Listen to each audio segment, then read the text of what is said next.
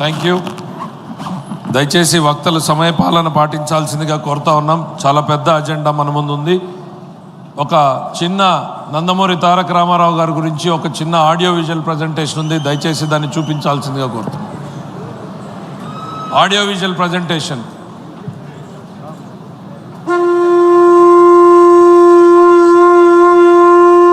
మహావేడుకల నింగి నేల పసుపు మేమై పరవశించేలా అంగరంగ వైభవంగా జరుగుతున్న మహానాడు పండుగ వేళ 10 కోట్ల తెలుగు తమ్ముళ్లకు, ఆడపడుచులకు, రైతన్నలకు, శ్రమజీవులకు, దేశ విదేశాల్లో తెలుగు కీర్తి పతాకాలుగా వెలుగొందుతున్న మన బిడ్డలకు, వివిధ రంగాలలో తన ప్రజ్ఞ పాఠవంతో తెలుగు తల్లికి సాంస్కృతిక, సాంకేతిక, సాహిత్య నీరాజనమిచ్చిన కళాకారులకు, మేధావులకు, శాస్త్రజ్ఞులకు, విఘ్నులకు, ముఖ్యంగా నా పసుపు జెండాను కుండెల మీద మోస్తున్న తెలుగుదేశం కార్యకర్తలకు నా హృదయపూర్వక నమస్సుమాంజలి.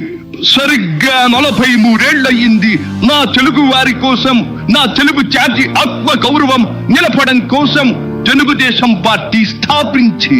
నేను స్థాపించాను అనే కన్నా పుట్టింది అనాలేము.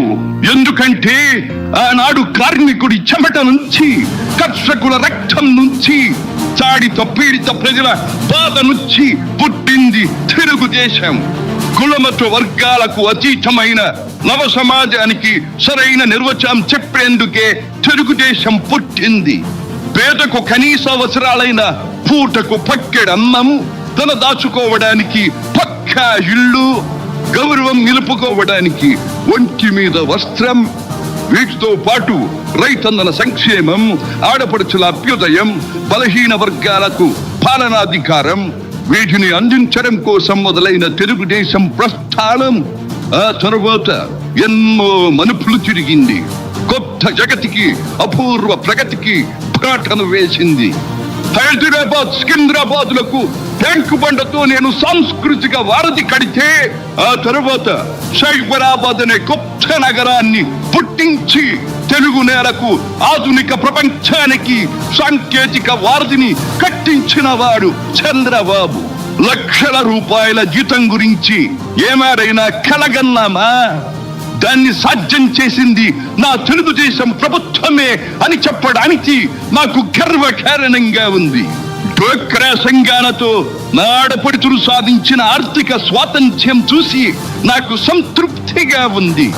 గోదావరిని కృష్ణమ్మతో కలిపేది ఎప్పుడో పోలవరం తెలుగు వారికి దేవుడిచ్చిన వరంగా రూపొందే శుభదినం ఎప్పుడో అని ఆనాడు నేను పలవరించాను. పట్టి సీమతో ఒకటి నెరవేరింది. పోలవరం పూర్తితో మరొకటి ఇంకా 2 ఏళ్లలో నెరవేరబోతోంది.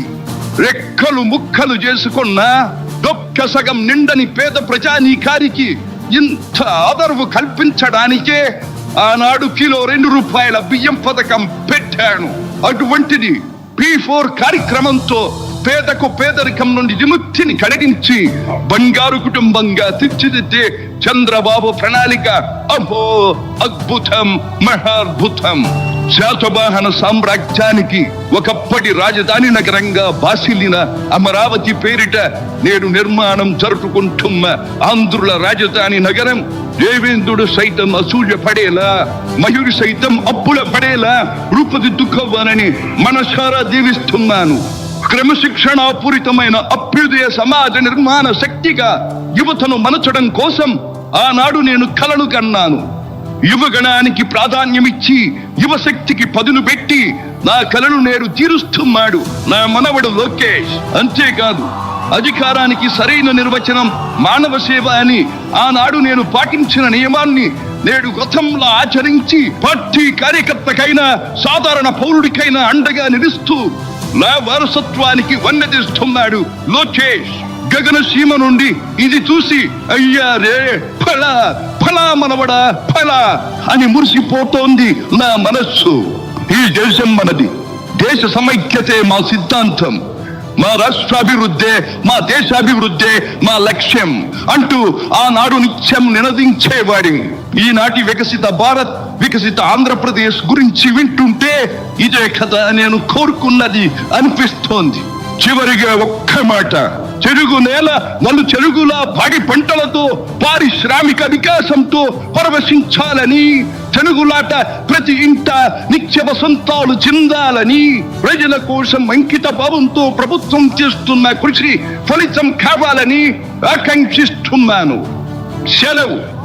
సర్వే జన సుఖినో భవంతు.